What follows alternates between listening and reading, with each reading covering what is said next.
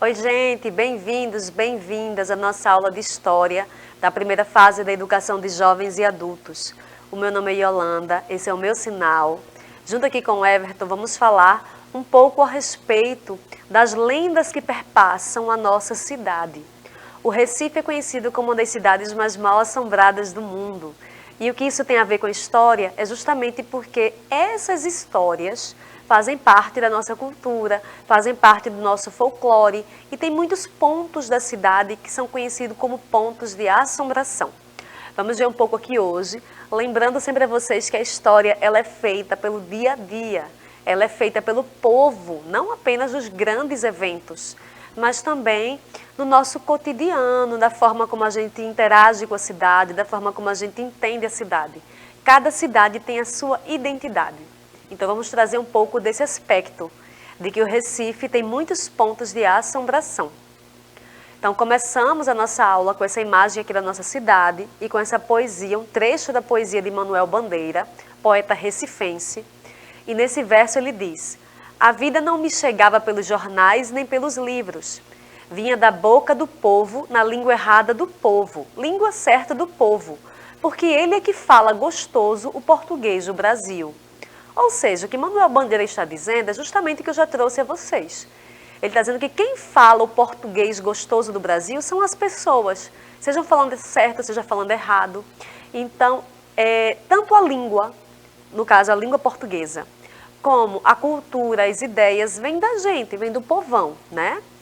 Então, falar de por que essas histórias são importantes, a gente pode olhar, por exemplo, essas máscaras que estão no Museu do Estado. São máscaras de anciões africanos, tá? Algumas têm séculos, gente. Vocês podem visitar o Museu do Estado, ele é gratuito para vocês que são estudantes da rede pública. Então, vejam aí essas máscaras que representam nossos antepassados africanos. Por que essas histórias são tão importantes?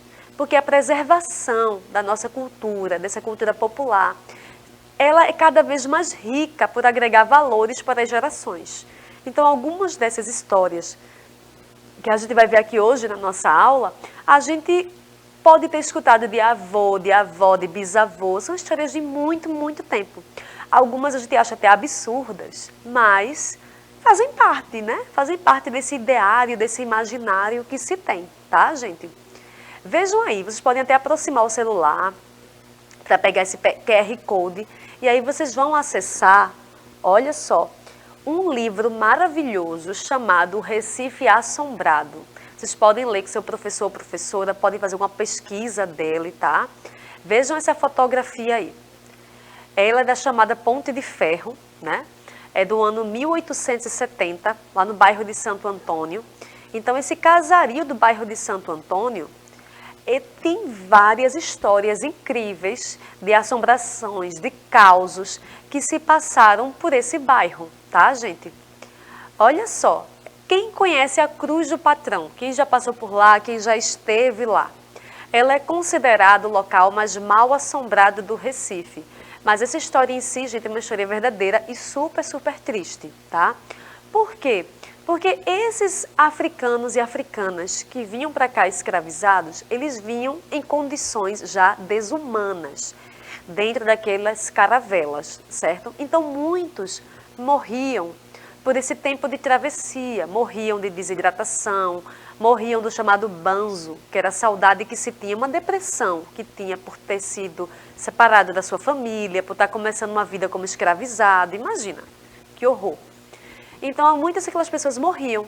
E o que é que os escravagistas faziam? Nem enterravam as pessoas, pegavam aqueles corpos, ou de quem estivesse ainda morrendo, e jogavam no mar, para ser devorado pelos tubarões, para ser levado pela correnteza, né? Jogavam no mar aquelas pessoas. E a corrente marinha, muitas traziam para próximo a esse local, né? E para outros locais do porto. Então, até hoje se fala que aí junto dessa cruz de patrão pode-se ouvir durante a noite, pode-se ouvir durante a madrugada, gemidos, choros dessas pessoas que morreram dessa forma tão desumana, tão trágica. Por isso que ela é considerada um dos pontos mais mal assombrados do Recife, por conta de todo o sofrimento que essas pessoas passaram para chegar aqui no Recife, gente. Vejam só. Ah, bem importante, aquele livro que eu falei sobre o Recife Assombrado tem vários contos de um grande sociólogo, escritor chamado Gilberto Freire, que vocês podem, como eu disse a vocês, acessar. Mas para além de Gilberto Freire, de onde vêm esses contos? Do povo. Vejam aí as imagens de alguns casarios, de alguns locais aqui da nossa cidade que tem muita história para contar, tá? Eu acho que vocês já ouviram falar de lendas como a emparedada da Rua Nova, ou de histórias que está ligada à Praça do Chora Menino, ou até contos mais modernos, mais recentes, como o da Perna Cabeluda. Então aqui a nossa cidade tem vários pontos, justamente por a gente ter muita história. Recife é uma das capitais mais antigas do Brasil, tá? Em que a cidade em si ela foi construída em cima dessa cultura africana, da cultura indígena que já habitava aqui e também da cultura dos brancos europeus, especialmente holandeses e portugueses que colonizaram aqui o nosso estado. Então, de onde vêm todos esses contos, de onde vêm todas essas histórias? Vem justamente desse saber do povo, vem justamente dessa imaginação, desse ideário que o povo tem. E aí eu deixo para vocês essa sugestão de atividade, tá? Você já tinha ouvido falar sobre essas lendas que rondam a nossa cidade? Quais histórias de assombração a sua família contava? Faça uma lista sobre e leve para a sala para dividir com seus colegas.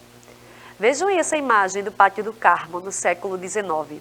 Só em a gente passar por um local como esse, a gente vê que ainda tem muita história, né, minha gente? Quem ainda hoje vai no Pátio do Carmo parar para olhar, se vê aquelas igrejas, a gente vê aqueles casarios. Então, não parece uma coisa assim de assombração? Pois é.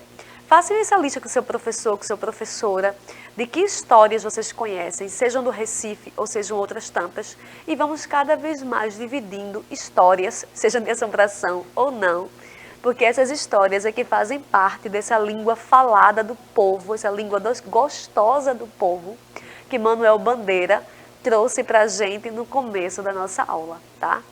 Abraço, gente!